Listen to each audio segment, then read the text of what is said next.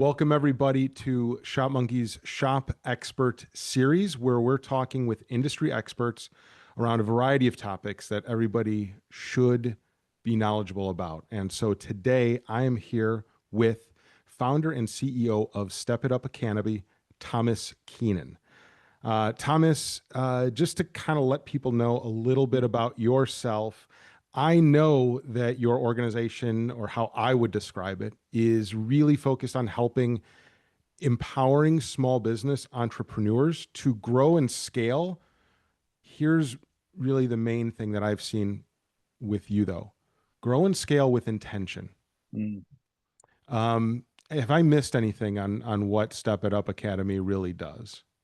That's the basics. And I'll give you the quick backstory, Brett. And thank you for having me on, by the way. Thank you. It's honorable and honored for me to be here to just be having a good conversation with someone who I enjoy off the screen and all that stuff too. So, Well, um, in full disclosure for those that are listening, I'm sorry, Thomas knows I interrupt, but this is important. We actually got to meet through some common or shared industry colleagues and friends, which in my experience leads to really the best connections in life and in business. So, yeah, thanks again, and Mhm. I'll step back and let you tell the Awesome. backstory.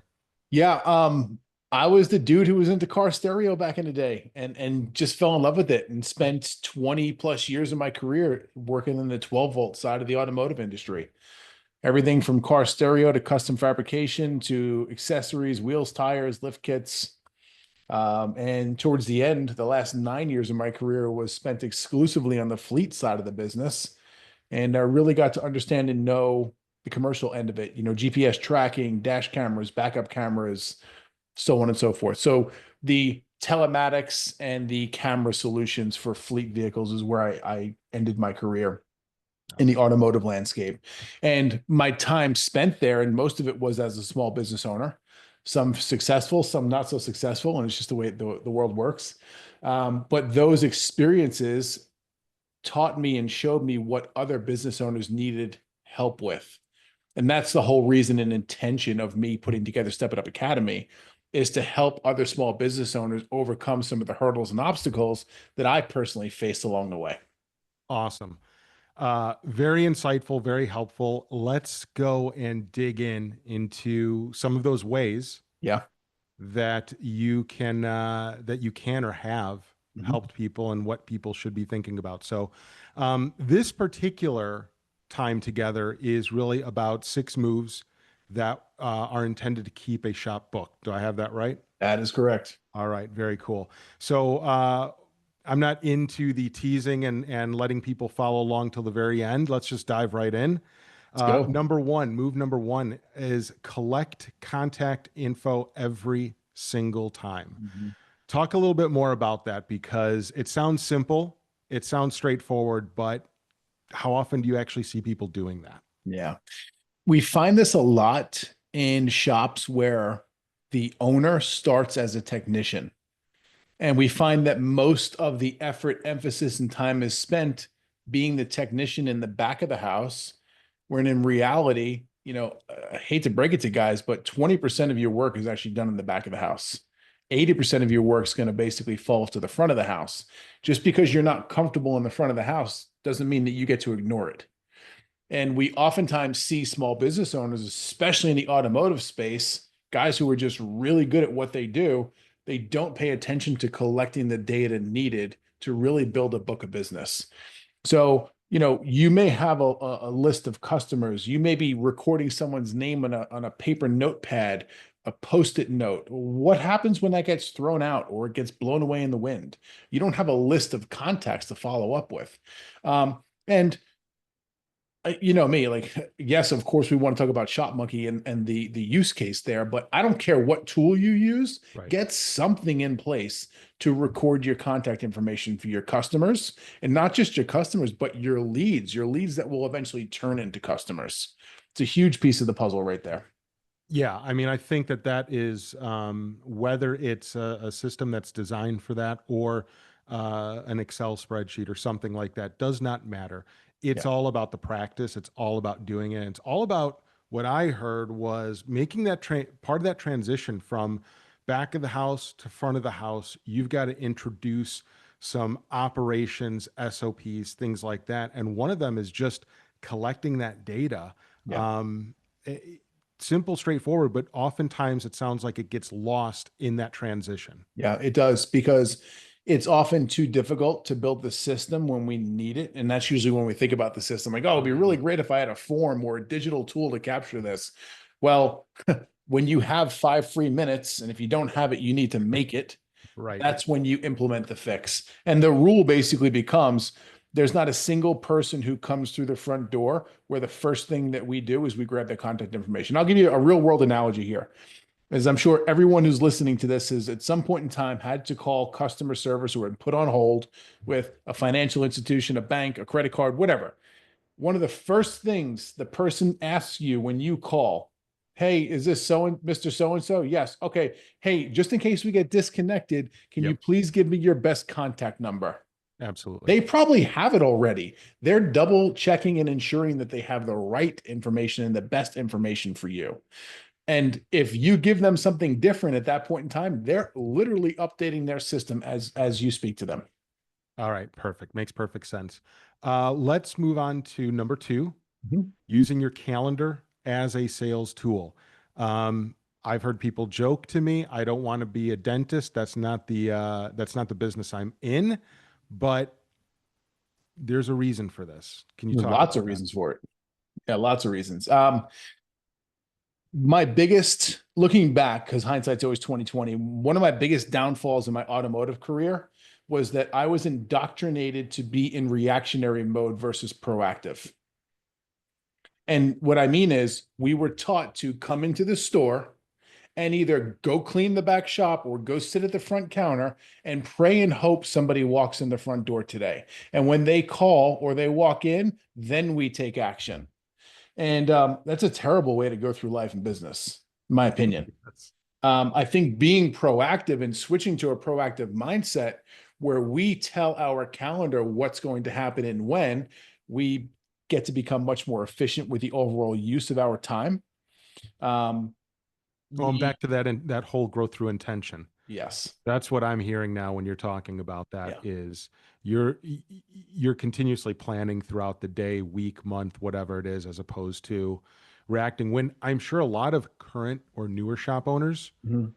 um, were taught by individuals that didn't the world was just a different place 20, 30 It years was. ago. It was. And so that reaction was just part of the general everyday way of doing business because people couldn't jump online and look and search on their own.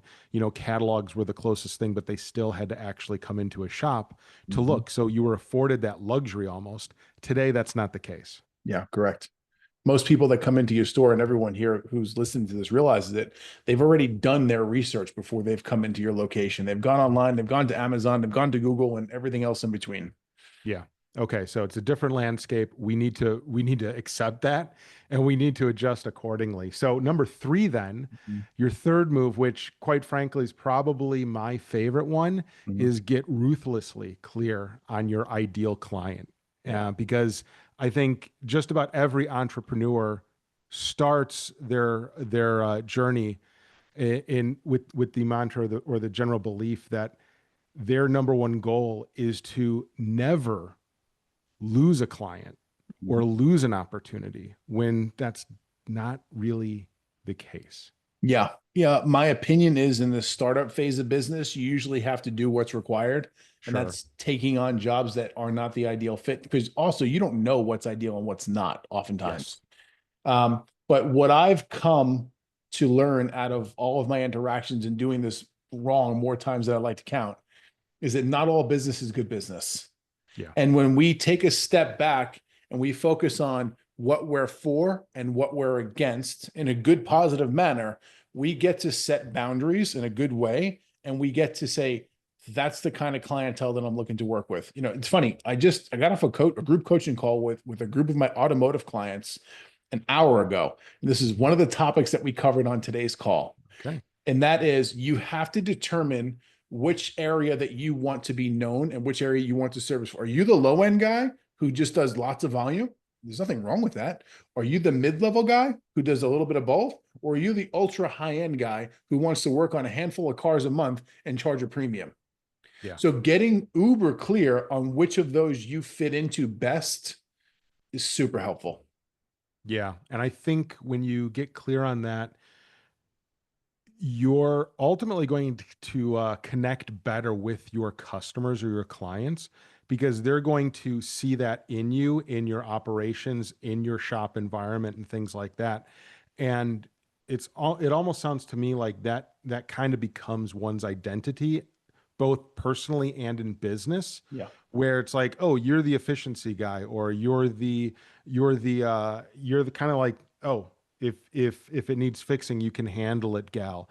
It's going to vary, but I think it's a great way to connect with your clients. Mhm. Agreed. Okay, awesome. So number 4, then moving right along, use the lead form like a pro. Again, sounds simple enough, Yeah. but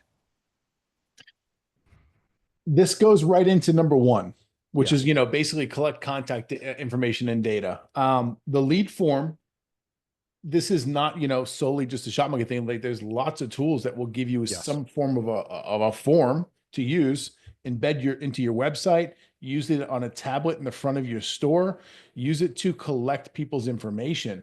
Um, but we wind up wasting a ton of time on people, okay, the wrong people. When we put a lead form in place, I mean, think about it this way, because I see this day in and day out with my clients who are on ShopMonkey, who use the platform. ShopMonkey's got a fantastic lead form. It's very customizable. You can change some things, right? And then you can embed it into your existing website hmm, and just watch the leads come in. So right, go back, real world example. An hour ago, I had a coaching call. One of my clients on that call is a ShopMonkey user. He okay, just updated his website, hmm, right? Whole new website, still has a ShopMonkey form embedded in the site. He went from 2 to 3 leads per week. With his updated website, he's now up to 2 to 3 qualified leads per day. that's fantastic. So if he didn't have the catch-all system in place, aka ShopMonkey lead form, where Sure, would these leads go when they come in? Because typically this is how it works from a digital marketing perspective. And it works, but it could be better. Your web developer puts some kind of real basic form in place, first name, last name, email, phone number, a hmm, little note widget so they can tell you a little bit about their problem, what they're looking for. And when they fill that out, all it does is send an email to you. right, It doesn't send a right. confirmation to them. Your team isn't pinged to say, hey, we got one, go reach out. None of that stuff. So having a little bit more of a robust marketing back end is really helpful, in my opinion. Yeah, that back end work ultimately leads to more front end success. So, kind of following that theme, and now let's take it to the next step. Yep. You've attracted somebody in, you've been able to work with them, provide the type of experience necessary. Move number 5, building a real post sale follow up process. Yeah. Um, in my experience working with in my previous life working with shops or working as a contract consultant with some startup retail businesses, it was almost like when the job was done there was a relief and I don't have to think about that anymore and I can just move on to what's new. When again, after experience, after failure, after success, I've seen no, you don't, that relief is a false relief. Yeah. The process is just beginning, my friend. Exactly. Yeah. Exactly. That's where I'm going with that. So Yeah. better said. Yeah.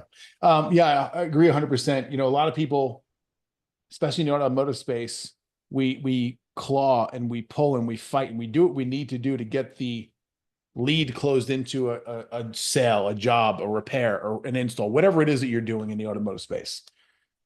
And then we get the job done and we just wash our hands of that client. Whew. Sometimes we might even say, I hope that one never comes back in. Like Right. that's a whole other topic for a different day. Yes, it But is. the point here is that's just when the overall sale begins. Just because you close the deal, you had the exchange of money.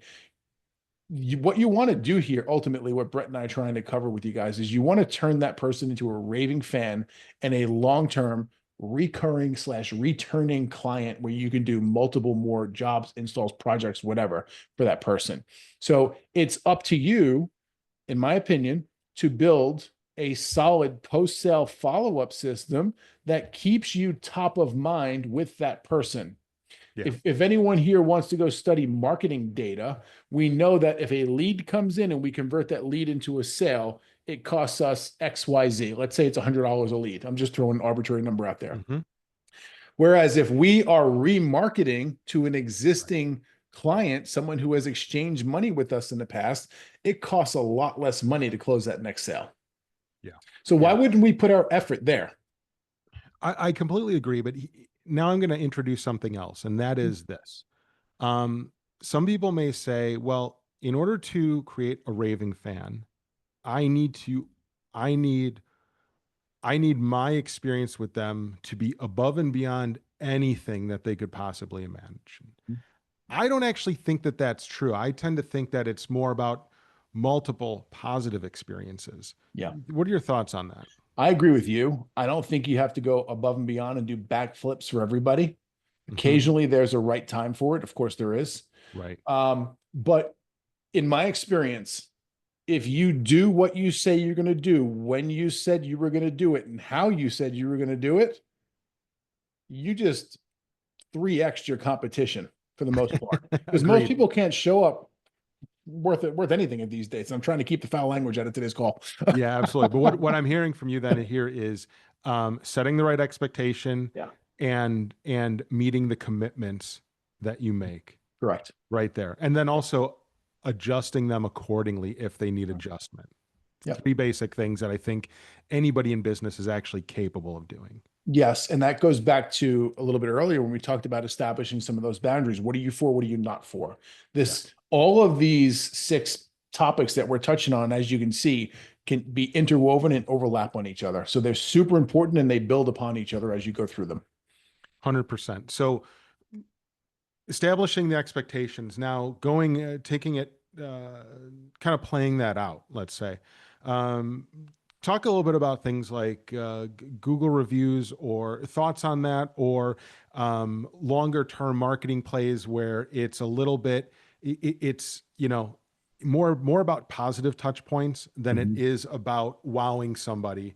Or if I think about it, the first thing that comes to my mind when I think outside of this particular subject is the movie Moneyball, when it was all about getting on base and moving the players around the bases, not trying to hit, not trying to hire with these massive budgets, just guys that are going to come in and just, 1 or 2 players that's going to make everything happen. Yeah. There's a lot of pieces to unpack there. It goes with a motto that I use, and I've used it for quite some time. It's just small steps forward daily. So stop swinging for the home run and go for the base hit over and over and over again. And Yeah, routinely, you're just going to close more. As far as the post-sale follow-up, there's a couple of approaches to it. And I think you have to make the right decision that for your business, what works best for you. And in some instances, a hybrid model may be best. And I'm going to give you the versions here. So a lot of what I do with my clients is we set up an automated follow-up system that reaches out to that client 48 hours after the install, then 7 days after, then 2 weeks after. And it's not aggressive. We're not pitching or selling them anything else. It's a genuine message that's like, hey, John, just checking in on the alternator repair or replacement we did with you last week. How's everything going? Question mark. That's it. It's super simple. You'd be amazed how many competitors out there aren't following up at all. And we're all taught we should. And when they do, it's up. always a sales pitch too. Yes, it's always a sales pitch. We're always taught we need to follow up XYZ times to get the sale. Well, no one really talks about following up post-sale. And this is a huge thing. This right here plays directly into your customer experience. Yeah. What I like to think of is this.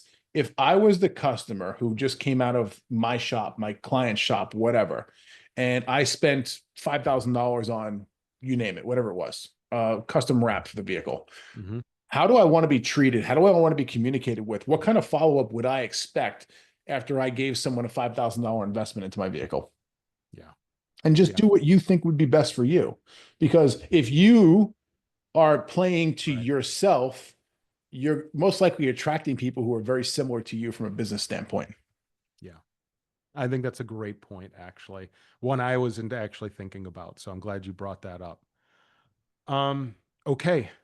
Let's close things out here. Move number 6, which I think is actually, I mean, everything does kind of play on itself, but if there's one thing that's going to kind of tie it all together, especially when we think about building, growing, scaling with intent, using AI to reverse engineer your revenue goals. There's a lot there. I know you have prompts and things like that, but can you just talk a little bit about that? And where did that come from? Was it something, and how have you developed that out? Yeah. Um, I don't say this with cockiness. I say this with confidence. Sure. I've got so many hours communicating with AI tools like ChatGPT. It's not even funny. Hmm. So to say that I'm a literal expert at this point, not even a question. There isn't a day that goes by that I'm not doing something inside of ChatGPT, either for one of my businesses or one of my clients' businesses. And a lot of people think of it like, oh, that's a pretty cool tool. It could help me write an email, craft a reply, craft an SMS message. Maybe it can help me with a marketing message. Yeah, it can do all of that. Sure. But if you go in there and you tell it how to specifically act in a certain situation, it can do a lot more than just that. Mm. So one of the things that I've learned, and some of this is through experience, some of this is through me investing money and paying for courses and learning from other experts. Right. Okay, hint, hint there. That's what a lot of people do if you want to get better and want to get better faster. Yeah. Um, but it's going into that tool and saying, I need you to act as if you are, a world-class business consultant with an MBA from name a world-class university, Yeah. Stanford, right? Go in here, assess this business. What information do you need to make this thing better? And I'm Hmm. giving you a really high level basic Yeah, overview, of and you can course. get real nitty gritty with it. But that's very similar to what I did. And when I was done with this conversation, we had run one of my clients' numbers through there. And it was one of those things that kind of came up impromptu in the middle of a coaching call. And he was facing a situation. We hopped into ChatGPT. We were on a Zoom just like you and I are right here Hmm. now, shared my screen, and we boom, boom, boom, went through this whole thing. And it came back with amazing data points. You need this amount of leads to close this amount of business per quarter, per month. This is what your team needs to look like. This is your hiring schedule. This is how many people you need to bring on. And this is how we suggest you bring those people on in which order. Like, whoa. It was so much data, it was almost hard to comprehend quickly. Right. So after I got off the call, I went back into that chat inside of my ChatGPT account and I said, hey, my girl, her name's Sage, by the way. We have a relationship where it's first name basis. Got it. I said, Sage, I need you to create a custom prompt so I can duplicate this Oh, easily. And ask the tool, once you've had it give you something that you like the result of, tell it to create a prompt for you that you can reuse at any point in time. that is a pro tip right there because Yeah. not something I would think about. So that's fantastic. Yeah. What I'm picking up from this is a lot of looking at your one situation, whether that's a business or a customer encounter or whatever it might be, through not just one different set, but multiple sets of lenses. And that is what really gives you the power to make good business decisions, is what it Yeah. what it sounds like to me. 100%. I want to touch and add one point to that. And this is Yeah. something I learned through a coach that I had hired for myself many years ago.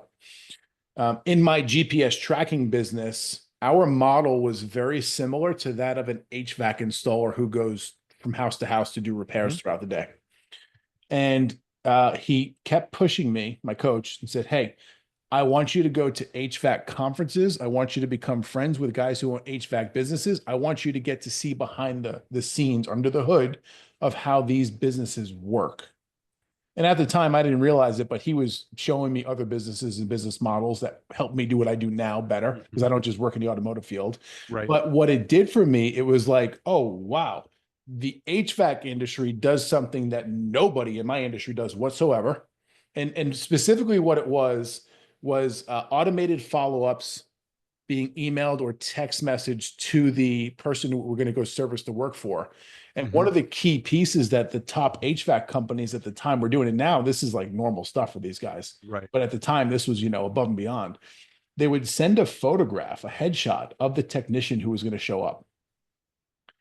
So, and let me explain why this matters real quick. Okay. So I had a mobile business. We installed tracking devices and cameras either at a job site or, and oftentimes at the driver's home because they brought that vehicle home. Mhm. Oftentimes they would bring that vehicle home and leave it there. They go out for the day and their wife would be home alone.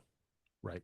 So now when the missus sees a picture of install technician Robert coming, and Robert's a guy with a beard and glasses and a hat that says top Yeah. class on it.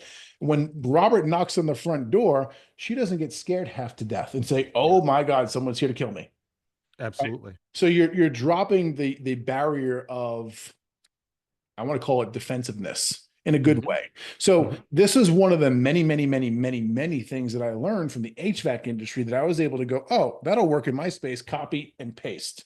Ooh, And that's good. the key piece here that I want the listeners to walk away with is, what can you copy and paste from industries that are similar to yours that is not commonplace right now, but will basically put you above and beyond all of your competition? Trust me, it's Love out it. there. You got to go look for it. Oh, I believe you. I love that. And I'm also love ending on a high note. So we've covered your 6 moves to staying booked, or staying fully booked, I should say. Uh, these were really good. I love that last bit. Where else, what other industries can you look at and learn from? And that is a great way to not only make use of AI, but start reverse engineering your revenue goals and building out that roadmap for yourself. So thank you for that. Really appreciate it, Thomas. Anything else that is worth mentioning around these? Otherwise, we're good to go. Don't try to do all of them at once. Okay. Pick one, maybe pick two, and get to work. Implement them and see the fixes and see the positivities that come along with it. And when Yeah. you do see the wins, it's going to inspire you to take action on the others. Perfect. And if people want to learn more about these sorts of moves and other things, where can they go? Yeah, best place is head over to my website, stepitupacademy.com. And I'm all over the internet. If you search my name, just plug it in, Thomas Keenan. Thomas with no H. It's formerly Tomas. So Thomas Keenan, and I'll pop up all over the place. All right, perfect. Thank you, Thomas. Thanks. Great. Thanks, Sweet. man. Yeah, for sure. Let's see. Pause this. All right. Well, I always love giving people back time. I know I had you booked for an hour, but we're at 36 minutes. So yeah, just thank you very much. Really Of appreciate it. course. That was great. Um, I'm anxious to see how this comes out. Hopefully by maybe like end of next week, we'll have this Mhm. cut up. We're going to get faster at it, but Yeah, again, this is all yours to use however you want to cool. make use of it for your own marketing stuff. Yeah, that's appreciated. And my social media team will definitely take the content and make more and more content out of it. So it'll go all over. Awesome. Sure. Awesome. Yep. I've got two things I'd like to touch on with you real quick. Yes. Number one, is Shopmonkey going to have any presence in Atlantic City next week at Knowledge Fest? Yes. I'm glad you brought that up. We will. Cool. I will be there. I know you're speaking, so I want to do something nice or added so we have 2 partners there. Okay. Okay. Yourself Yep. and 12 volt Richard. dashboard. And Okay. oh, actually, yes, Richard. Yes. Yep. Thank you. He's part of he's not, he is part of the organization, but he's not, I keep forgetting like when he's already there. Mhm. So 3 actually, but for the partners, I want to put an incentive. So I'll confirm this tomorrow. Sure. But just an added bonus for people if they want to come by and do a demo, we'll do a gift card or something like that for them. Okay. Nothing related to any purchases, just simply checking it out. Yep. Yeah. So That's yes, we fine. will be there. All right, cool. That's helpful. The next piece of it kind of overlaps too, because I have a client who's potentially coming to that event. I should know Mhm. more in a day or two. He may not either. But regardless, he I think I sent you an email on this a couple weeks ago, and I didn't follow up on it. He's had conversations with you guys in the past, and his biggest hiccup was that he's currently on QuickBooks Desktop. I've Yes. been working with him for several months to get his ass off of that antiquated I antique remember seeing something like that. tool. Um, so They he, are they are legitimately sunsetting desktop yeah, thank in the God. near future. Yeah, he needs to get off it because his numbers are a mess because of it. That's a whole other story. He's got multiple businesses under one roof. He's got a collision center. He's got um, auto accessories, lift kits, wheels, tires, remote starts, 12 volts, leather. Yeah. He does a lot of stuff. So Wow. he's in the middle of restructuring his entities. I Hmm. hooked him up with my attorney, and they're actually putting together some like real serious stuff. I mean, he's been in business Great. 28 years. He's getting shit together. Wow. So trusts and just separate entities for each of the businesses within the business kind of deal. And that also brings up like, well, now it's time to get the bookkeeping straight, which Mhm. means get rid of your QuickBooks Desktop and start using a dedicated QuickBooks Online account with each of Yeah, these categories. absolutely. I'm giving you all the context for a reason. He is so very ready to do something like Shopmonkey, Hmm. and he's a bit scared, to be quite Yeah, honest with you, because it's such a massive change to his business, and I it get is. it. So he asked me if there's a way where he could do like a 30-day trial and just get the tool into his system and play with it with him and his team to see if it's what they need. Hmm. Yeah, I think we can make something like that happen. Okay. We don't we don't typically do that. We used to do it all the time. And I'll explain why we've made that change Mhm. because we would give a 2 week trial and then we would go back and we're like, okay, in 10 days, I'm going to follow up with you. We're going to schedule a meeting. We're going to walk through some of the things. Nobody did anything with it. Mhm. And all it did was extend that. So we stopped doing that. However, Mhm. for the right people, for the right partners, we do that because we know that certain people just really need to try things out. So we're not against it. It's more of like Yeah. one-off situations Yeah. Yeah. now Yeah. where Yeah. we will do that. So yeah, I will connect with um Chris is the AE who will be on site. Mhm. I'm going to do an email introduction for you guys. You'll all Okay. see each other there, but Mhm. I'll do an email introduction. Chris is going to be there. He's the AE who can actually spend time giving, like, he'll sit down with him. He can do kind of some walkthrough stuff and things like that. And then we can schedule more time afterwards and he can get a sense of it. My assumption is I have no assumption if it's the right tool for him, but it is my belief that he should check out multiple tools and we should at least be part of that experience. The uh and then there's Yessie. She's fantastic, and she's actually on the success team because we have the MEA conferences.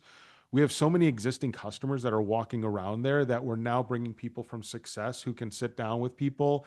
Yeah. And if they're struggling with something or they just need a tune up on anything or whatever it might be, we can actually address their needs right then and there as Mhm. opposed to getting them connected afterwards.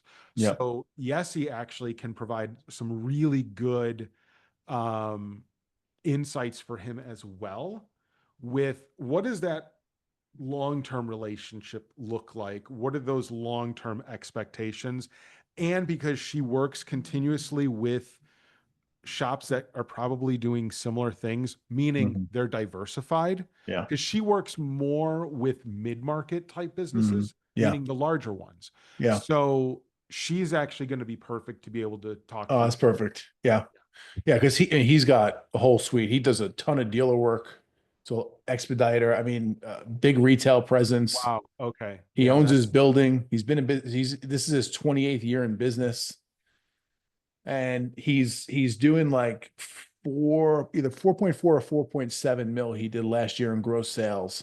And if he Mhm. had his shit together, he could do 14. Yeah.